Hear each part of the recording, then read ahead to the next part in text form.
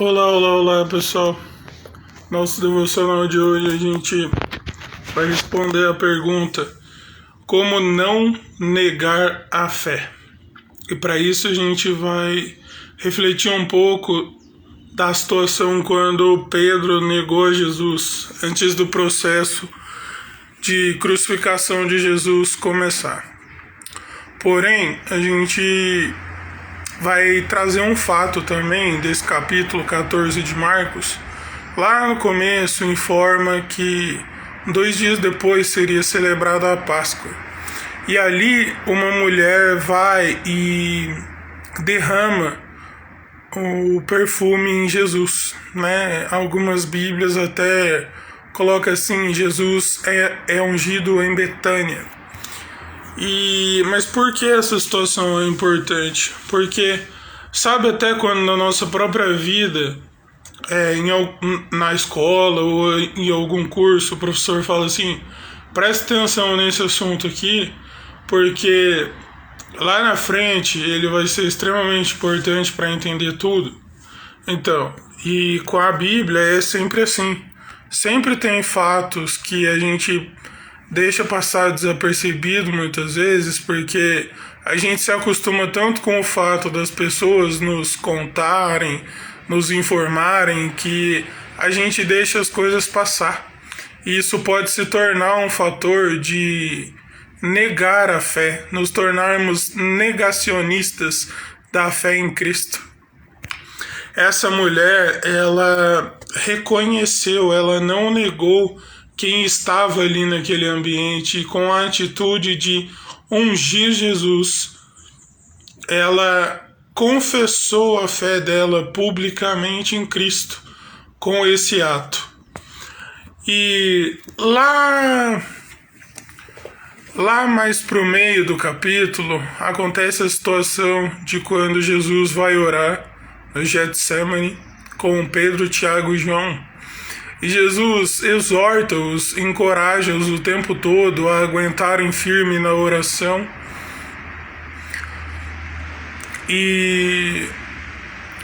Mas mesmo assim eles padecem pelo sono em algum momento, mas Jesus volta e encoraja novamente. Mais pro final do capítulo a gente vê que Jesus é preso, que Jesus é levado, e como Jesus mesmo já tinha falado e se cumpriu, porque a palavra de Deus é eficaz, ela é a única coisa que se cumpre. Muitas vezes pessoas vão falhar com as palavras, conosco vão nos dar as palavras e não vão cumprir, ou vão errar usando as palavras erradas e nos afastar delas. Mas a palavra de Deus sempre vai se cumprir, porque a própria Bíblia diz que ela não passará, que ela não retorna vazia. Então, os discípulos se dispersaram, os discípulos abandonaram Jesus. Porque a gente precisa pensar também no fato de que olha só o que estava acontecendo com Jesus, né? Ele iria ser levado à morte. E é normal, né? Seria natural os discípulos pensarem: bom, se a gente segue esse cara que fala desse reino poderoso, a gente está lascado também. A gente também vai ser perseguido e morto. Mas mesmo assim, Pedro acompanhava de longe toda a situação. E Jesus já tinha falado algo a respeito disso especificamente para Pedro. E a gente vai chegar lá, mas antes montando todo esse contexto, né, todo esse plano de fundo. E Pedro foi cada vez mais sondando a situação, e pessoas vinham falar para ele: ah, mas você não andava com eles, não? Você parece com eles. Aí Pedro falava: não conheço não. Aí na segunda vez: e aí, mas você é Galileu também, né? Não conheço nada desse nome, não. Aí o galo cantou a primeira vez. Ou seja, eu não falei antes para você realmente ver como a palavra de Deus ela se cumpre, porque a situação estava acontecendo naturalmente, porque a palavra de Deus é assim. Deus libera a palavra e ela vai se cumprir. Não importa a gente dando ajudinha, não importa. A gente não tem poder de nada, quem tem poder é a palavra de Deus. E aí, pela terceira vez, Pedro negou Jesus novamente e o galo cantou a segunda vez. E a partir daquele momento, Pedro se lembrou da palavra de Deus, que Jesus tinha falado para ele: olha, antes que o galo cante,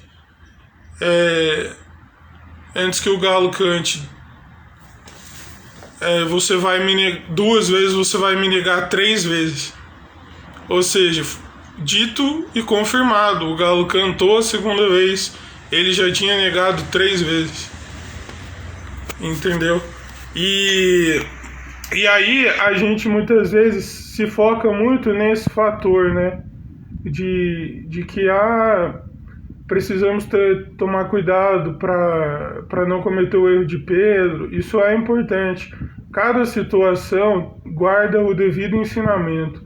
Mas muitas vezes o que nos escapa nessa situação é que no versículo que fala que a palavra de Deus se confirmou, informa que Pedro saiu chorando profundamente. Outras versões dizem, caindo em si, chorou. Então a gente vê aqui que por mais que pessoas tragam conhecimentos extremamente válidos para nos proporcionar crescimentos como pessoas, nada será maior do que a palavra de Deus. Porque sobre Pedro mesmo, a gente escuta muito a respeito da primeira pesca milagrosa, mas a gente só se foca no fator da pesca, no fator de que, olha, se você está cansado, Deus pode fazer. Realmente, o próprio Jesus disse, todos os que estão cansados e sobrecarregados, vinde a mim, que eu os aliviarei. Mas olha só, a gente muitas vezes despreza o fato de que Pedro, naquele primeiro encontro, caiu diante de Jesus e disse, afasta de mim, porque eu sou pecador.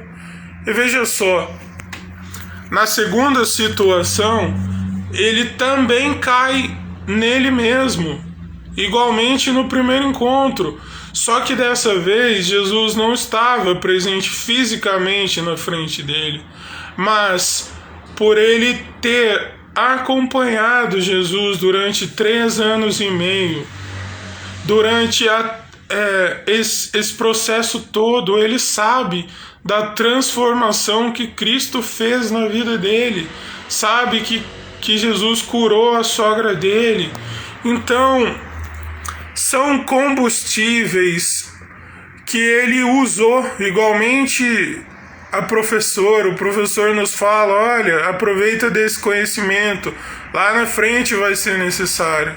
Então, ele provavelmente, no coração, ele recordou tudo o que aconteceu desde o primeiro encontro. O texto não informa isso, mas a gente pode pensar a respeito disso, porque se o texto informa que ele caiu nele mesmo e que ele chorou, foi um reconhecimento, um arrependimento mais profundo do que da primeira vez.